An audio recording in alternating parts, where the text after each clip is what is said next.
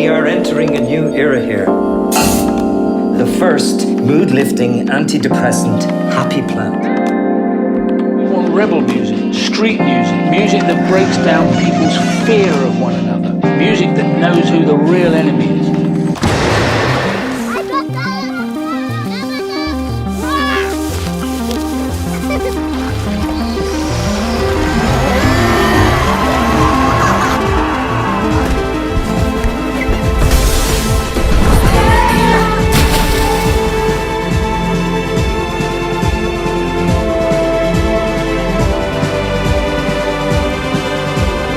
J'ai fait des films très très différents dans ma vie.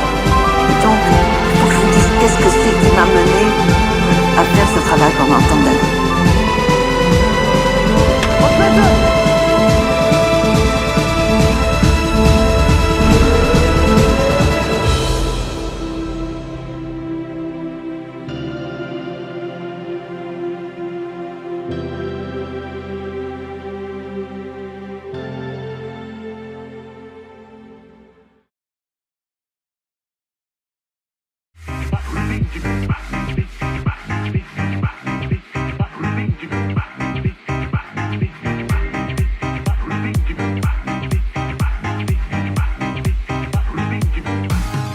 Ladies and gentlemen.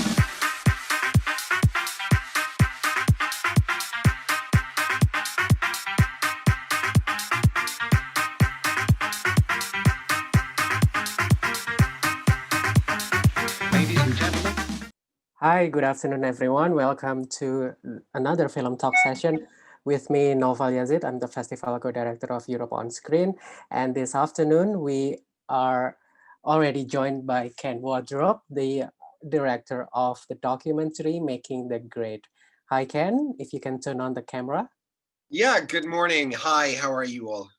Hi, yeah, good morning there to you. It's already afternoon here, so. Oh, yes, sorry.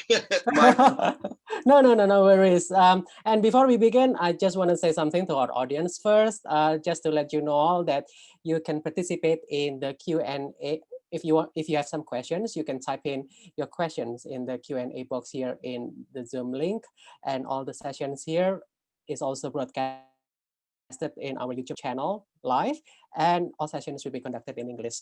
So Ken, congratulations for making the grade.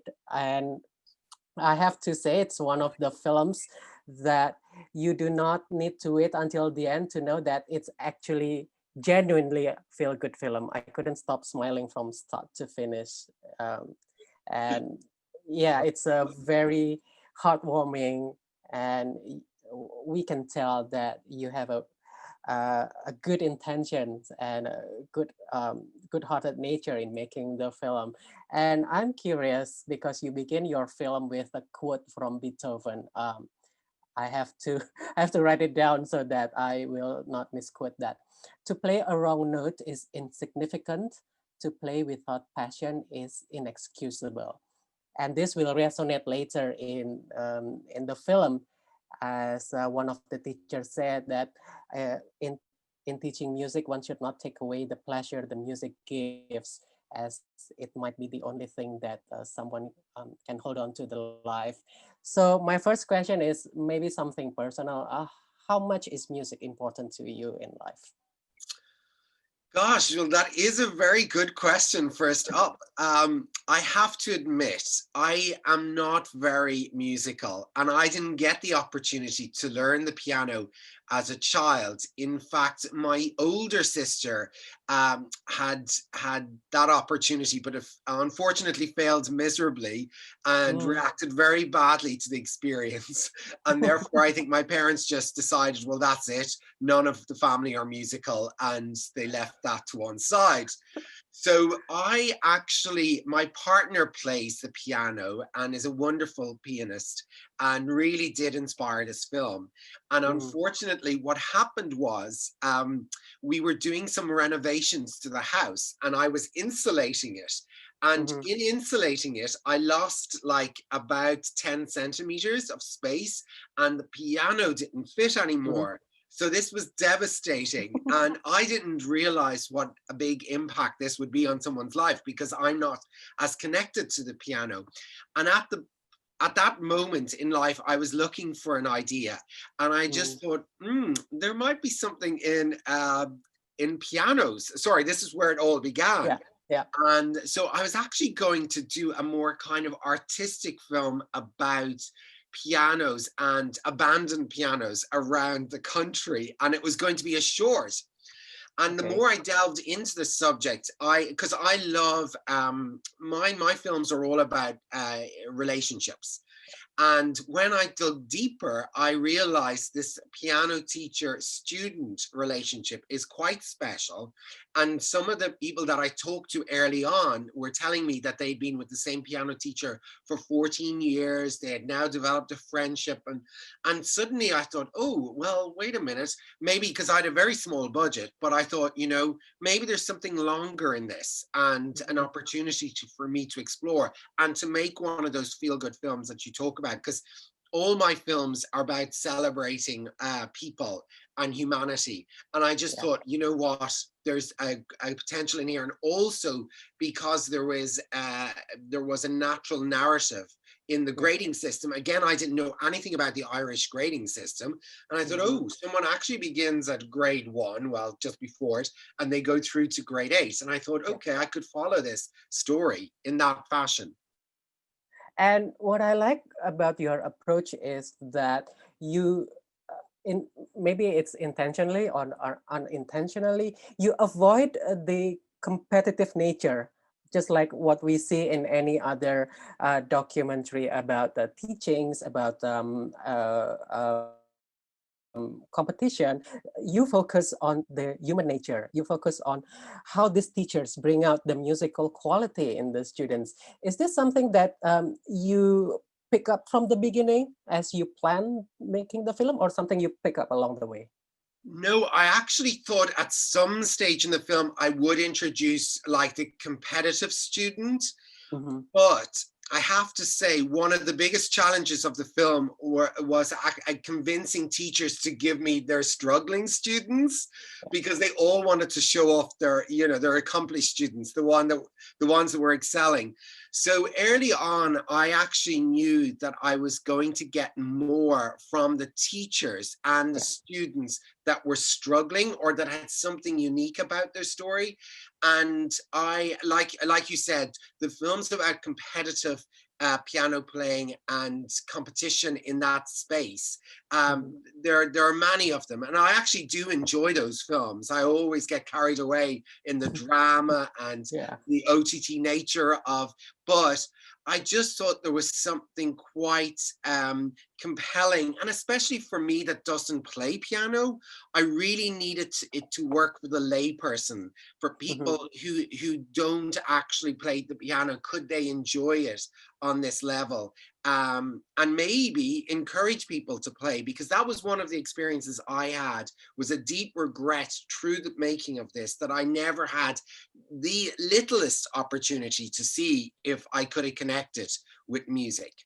And, and because I didn't connect with music early on, I don't have an affinity to music in general. I mean, I play when the radio when I'm driving, but I'm not someone that will, listen religiously to music all day to find my meditative space or anything. So I think I did miss out. And that was a personal journey that I went on through this.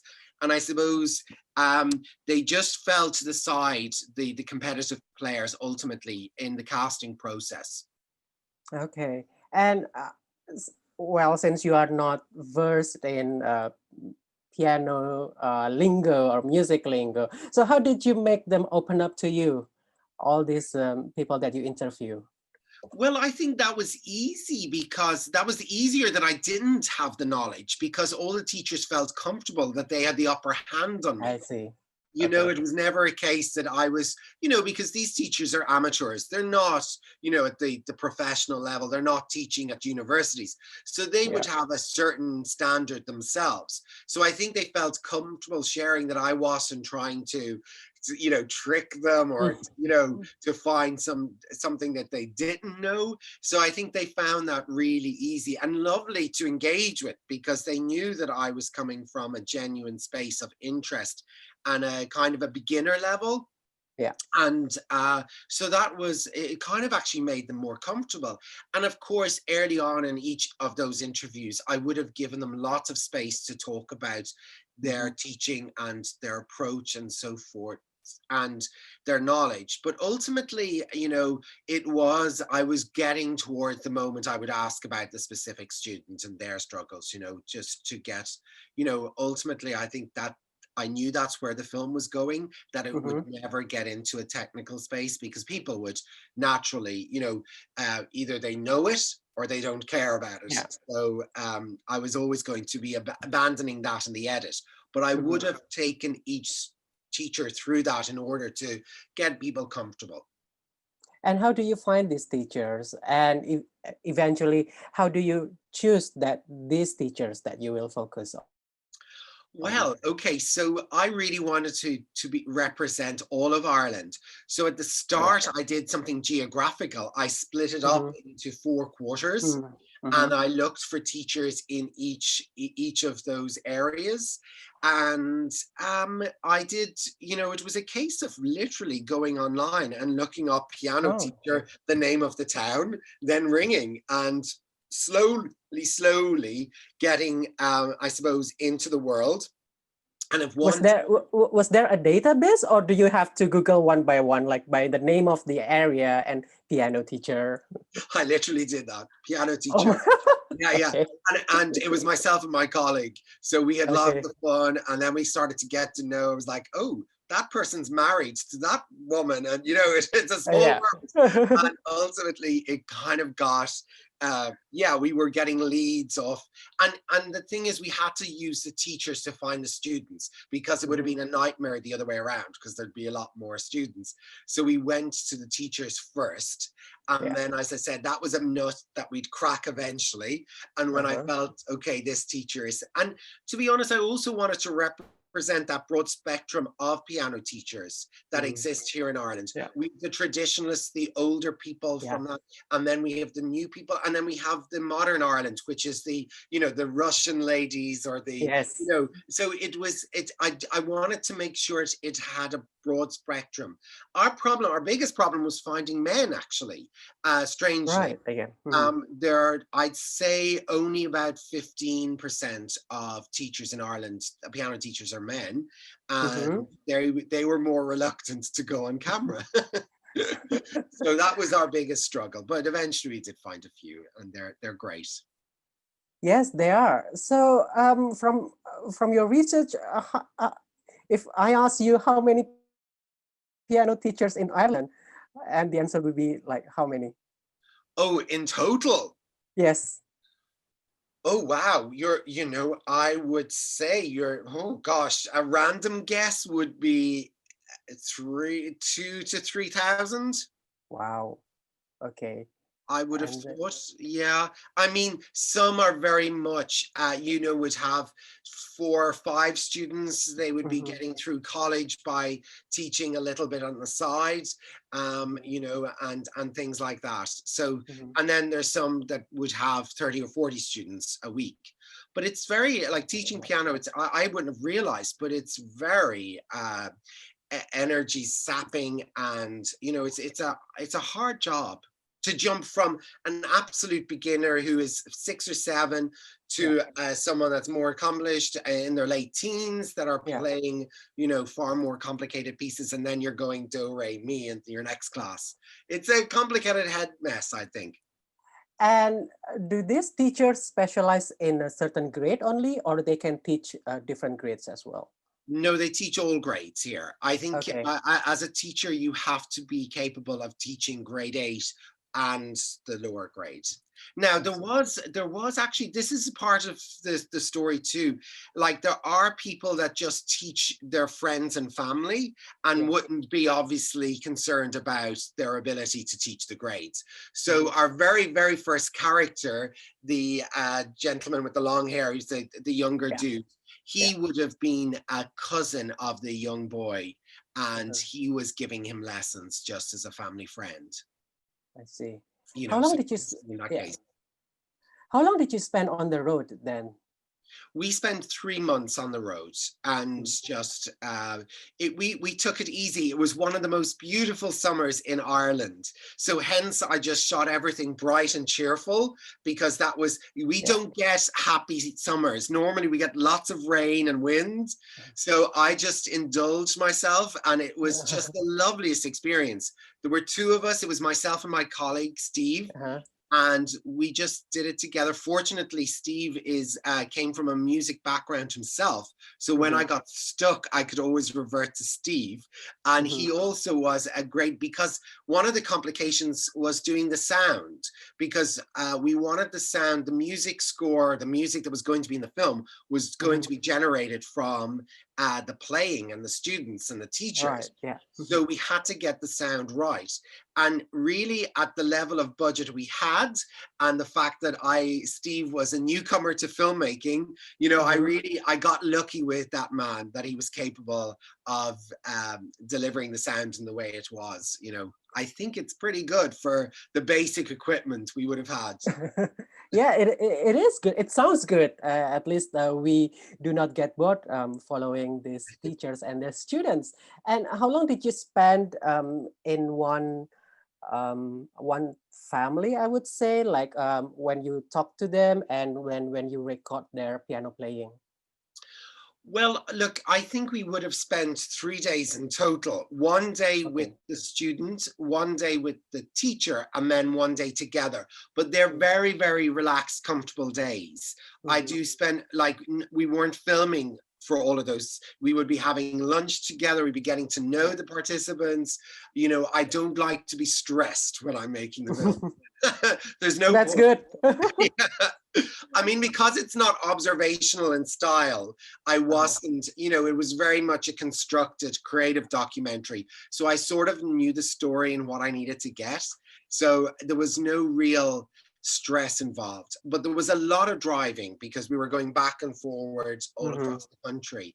And I think, you know, I'm conscious that that made the film. I think we, you know, if I'd stuck to Dublin area, we would have done the film in a month, I'm sure. Like, but it just took 3 months because of all the travel, and we got to experience loads and loads of Irish bed and breakfasts. I don't know.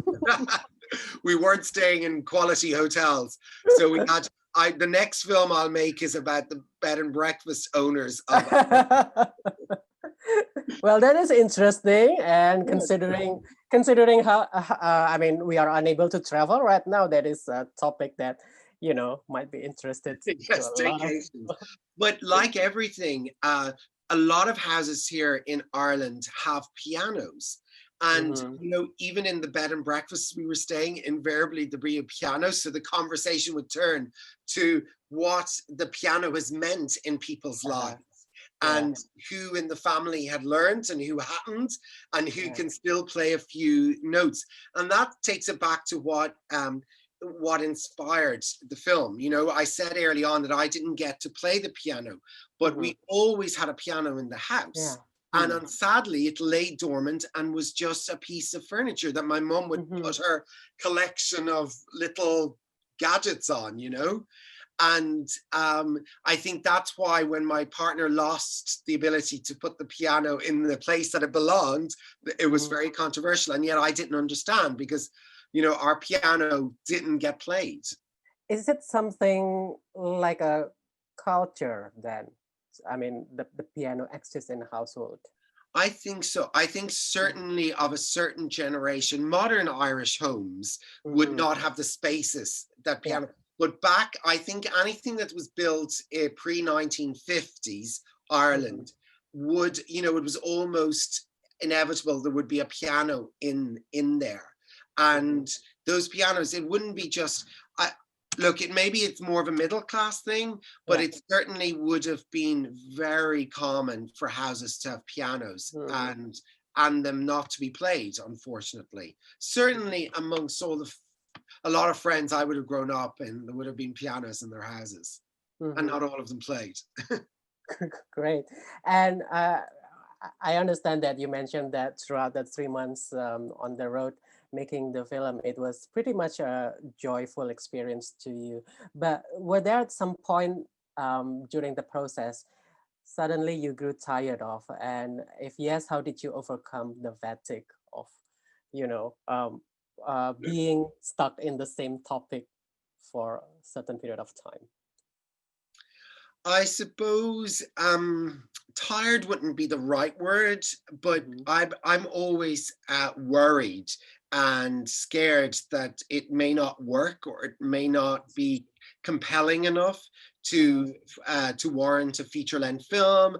So I think it was more, if I did have a scenario, it would normally be anxiousness. I never got tired because I was meeting new people, and okay, we were talking about pianos on camera, but off camera I was learning about so much more, from gardens to dairy farming to whatever the scenario we were in. So I never really got tired, but at times I would get anxious that or we failed with a character. They weren't as interesting, or I don't like to use that word because everybody's interesting, but maybe on camera they weren't as alive as I would have needed.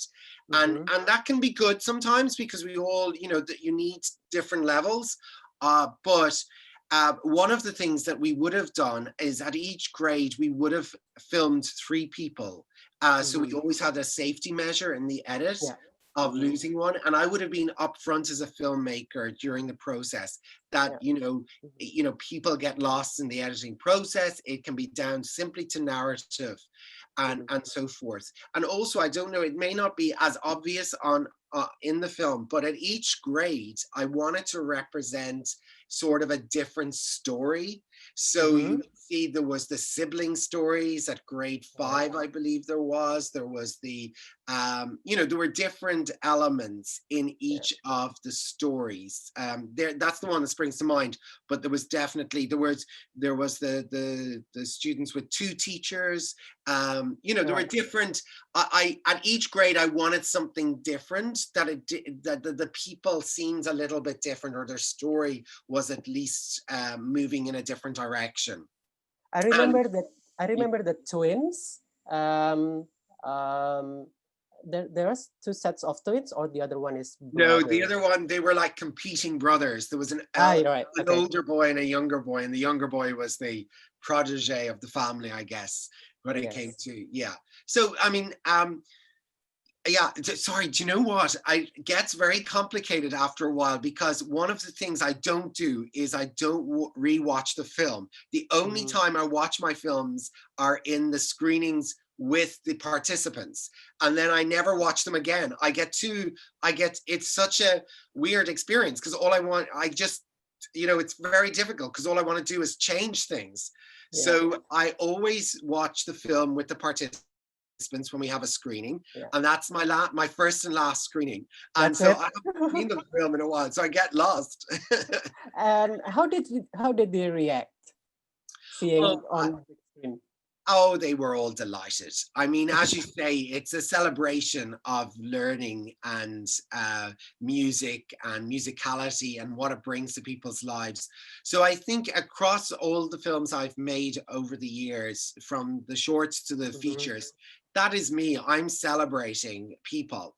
I never have villains in my films. They're and there are films that do that, and I do something different, and so I think and I hope they are all very happy with it. I certainly get bombarded on social media from people very excited to know what's happening.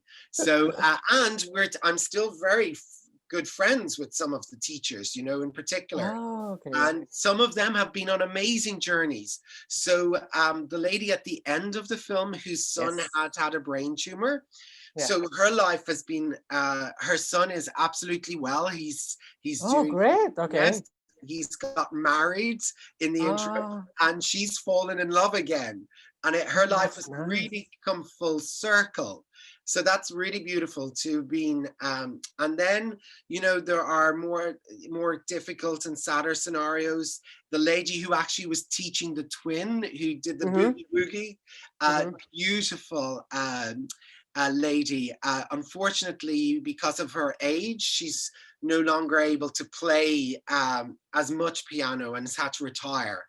And, you know, I think she's missing it dreadfully, as you could imagine. It has been her life, you know, she's been teaching for 60 years. So to take it away from her, it's been very difficult on her. So yeah, as I said, I've been in contact with quite a few of them still. I remember one of the teachers in the film said that she starts teaching a certain kid at age 5, and then time goes on and suddenly the kid turns 14, 15, and we can see the emotional bond between the students and the teacher. And I get a sense, I don't know, it's not explicitly shown in the film, but the teachers, these piano teachers might be some kind of like a confidant for these students to share the secrets that they cannot tell their parents, or, you know, a place like, not exactly like a psychology, but someone to share the secrets to. Is that true? Very, very much so. Oh, I think it's half the job for half, Yeah. you know, for the teachers, because don't forget, a lot of people play music for peace of mind, for escapism. And you're dead right. I mean, a lot of the teachers would find that they become confidants, especially with children who turn teenagers. I found that a lot, you know, when they're having their struggles as teenagers. You know, they've had this constant figure in their lives who've been there for, you know, important moments, but generally the good moments, and they do share. And I definitely would have discovered that from a lot of the teachers. And then when they're teaching the more mature students, they develop friendships as adults do with people, you know, that they're engaging with. So I found that there were quite a few, certainly they may not have made the film, but the people I met along the way, you'd be like wondering actually how much work is being done, because one particular class, the amount of laughter and joking, and it was great fun to be involved. But you were like, this person uses this half hour each week for that, as much as she does about the music. It's about getting the opportunity to see the teacher, as we say in Ireland, to have a bit of crack, which is mean have a bit of fun, and just to forget the outside world. And what a beautiful way. I mean, we all have our versions of that form of escapism, but to share it with someone else and to be, you know, to have that opportunity is lovely. And you know, look, for teachers, that's 10% of the students that come in, they get engaged on that level. But as a teacher, they get so much from that experience too. And as you say, it does become a special bond. And again, going back to why, you know, I made this film as opposed to the competitive film, it was that bond that I saw. And this film is about the teacher-student relationship, that one-to-one experience, as much as it is about learning to play the piano, really. Yeah. Wow. I got goosebumps listening to your explanation. What a wonderful explanation. Ken, we have to go to the questions from audience that have been submitted. The first is from Farhan. Hi, Ken. I love your film.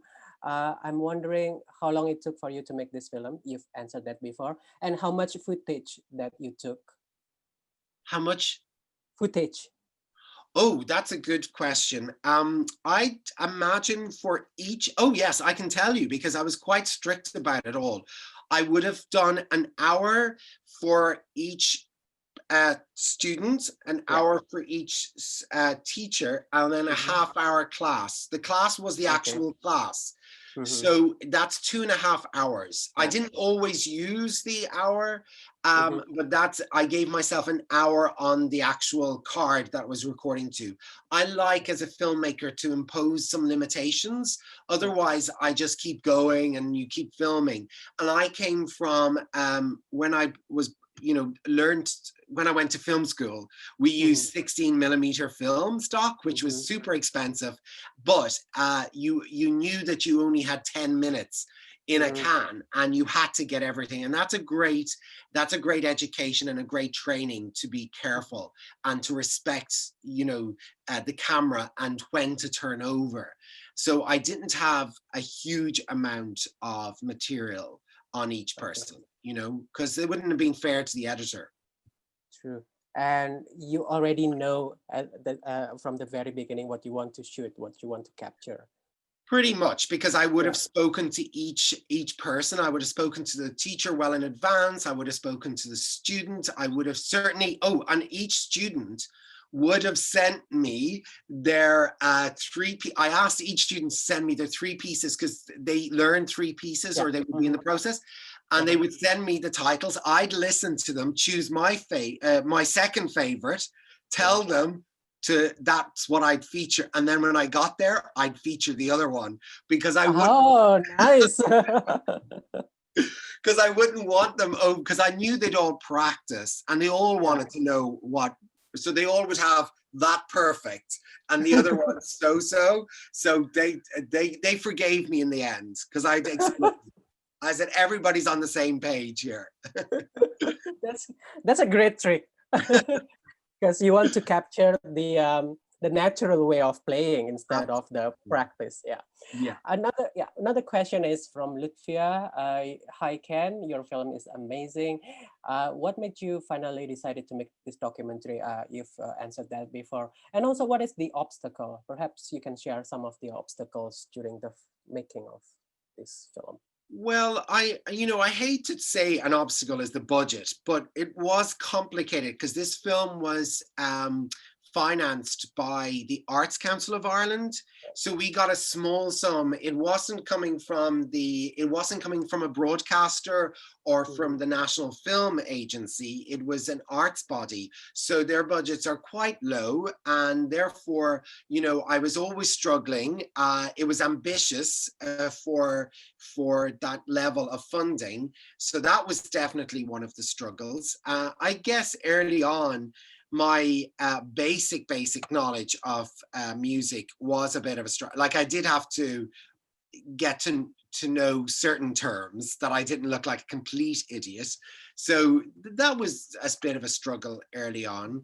And I suppose, again, this is just a thing all filmmakers, confidence at times, when things go wrong and just remaining confident. And I would struggle naturally with that and always be worried. And even though budgets are small and stuff, I find it a huge responsibility when you get the opportunity to make a film.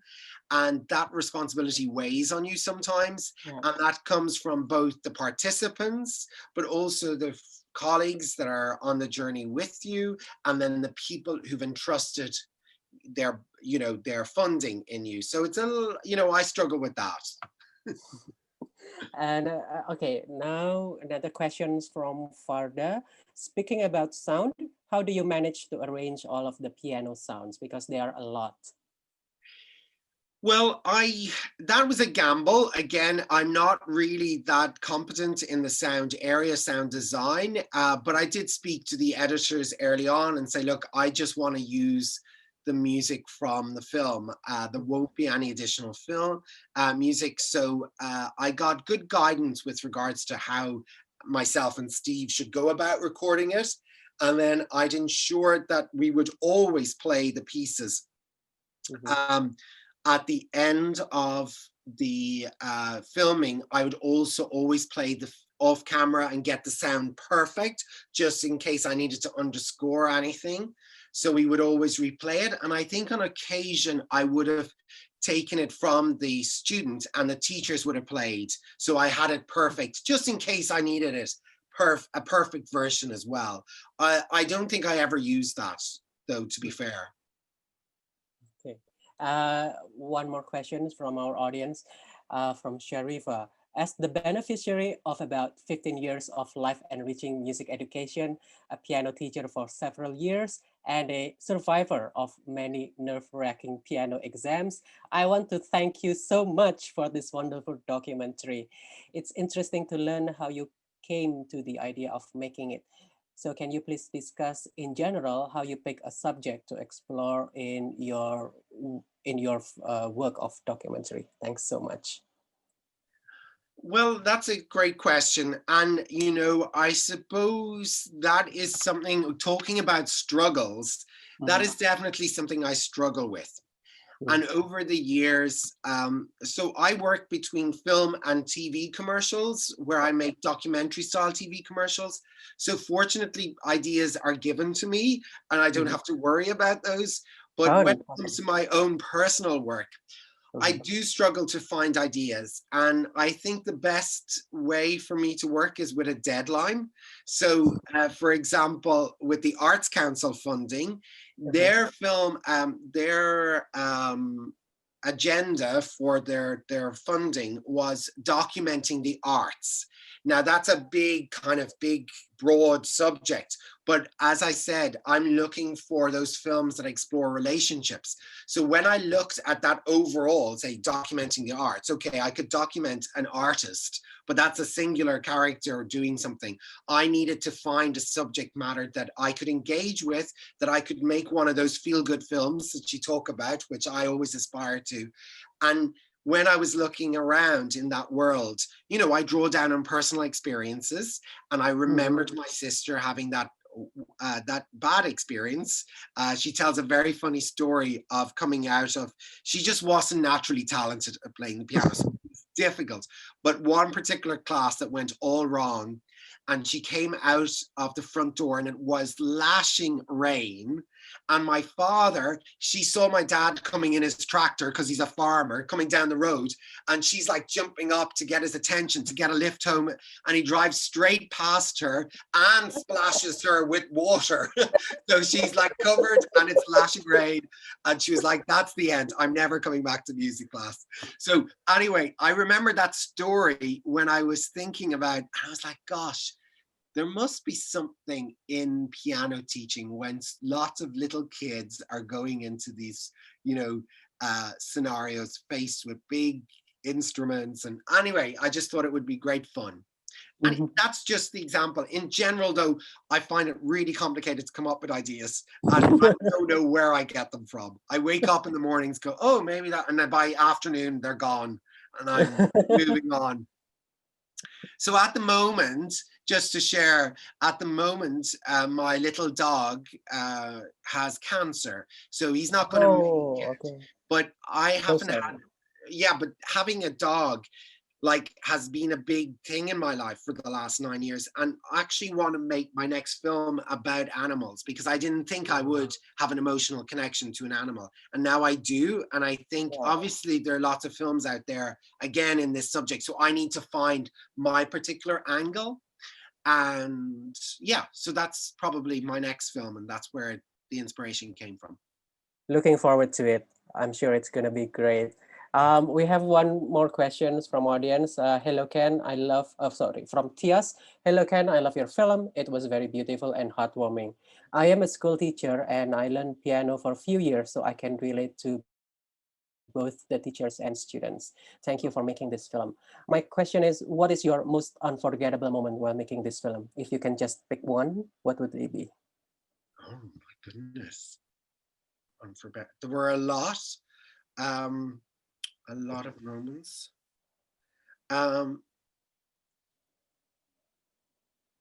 I think probably the moment that I remembered was the interview I did with the struggling mature student at the early grade. I don't know if you recall. She was a lady that was really finding it difficult to actually register notes, and she was all over the place, as we say, yes. And when I was doing that interview, I so loved hearing her speak about just the simplest, and it was during that interview I remembered feeling this film is going to work, because you know, I thought, you know, this is going to work because we have all struggled in life at learning new things. And this is going to be universal. It's not just going to be about piano. It's not just going to be about, you know, it's going to be about life, and it's going to be about much more. And you know, and I remember thinking, yeah, that it's going to work. And I really, because I was giggling inside and I was thinking, you're the most wonderful person, and you are also so brave, because at your age, and not to bloody care, not to care that you can't do it and that you're pretty useless. I mean, that is a joy, and that is a wonderful revelation. And yeah, that was a great moment during that interview. And you know how rare it is for a filmmaker to find that moment? Because I understand that most filmmakers, while making their film, they are struggling to find that moment, like to be sure of that what they do will work. So yeah, it's very, very rare. Well, there, I told you, because that's what I struggled with, but that kind of came late in the process, but it kind of summed up everything. And so, yeah, I absolutely was struggling, but that was the moment I think that I had where I said, okay, all is good in the world. And yeah, so before we end the session, I remember that the film ends with something like a hopeful note that these teachers, they say hopefully their students can remember their teachers, as well as possibly pass down the learning to their children when they have the children on their own. Did you already plan with this note as an ending, or is it something that you encountered during the filming and post-production? Yeah, no, no, I didn't plan this ending at all. And I have to say, this is where your team, you know, I'm sitting here talking to you this morning, but there are other people behind this film, including a wonderful editor.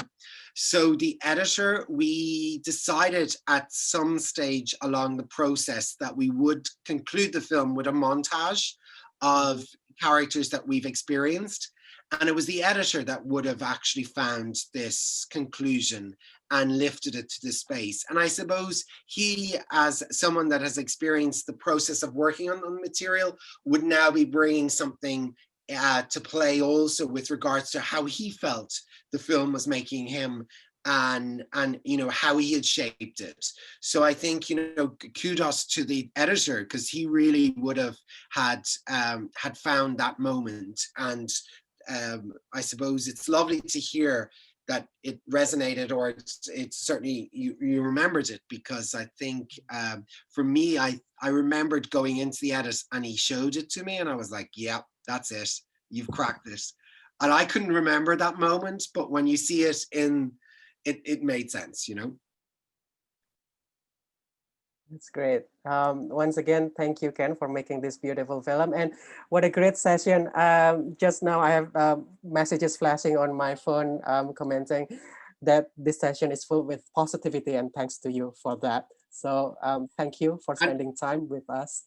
And thank you guys for the opportunity to screen the film and to engage and have this chat. It's been absolutely lovely.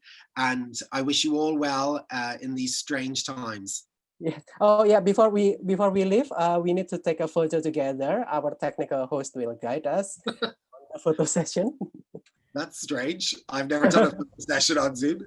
Hi everyone. So please look at your camera and stay still for 1 to 2 seconds to avoid any delay, and I will count to 3.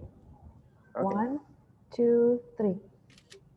One more time, please. 1, 2, 3. All right. Thank you, Ken. Thank you, everybody. Okay. Looking forward to your next film. Okay. Thank you so much for everything. Thoroughly enjoyed. You're welcome. Bye-bye. Thank you. Take care. Bye. Bye-bye.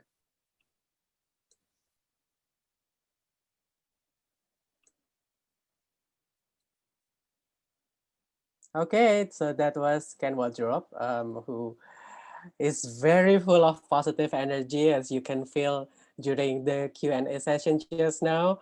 And if you haven't watched Making the Grade, it's about a piano teaching in Ireland. Filmnya tentang les piano di Irlandia. It's one of those films that will make you smile from start to finish. Watch it in festivalscope.com.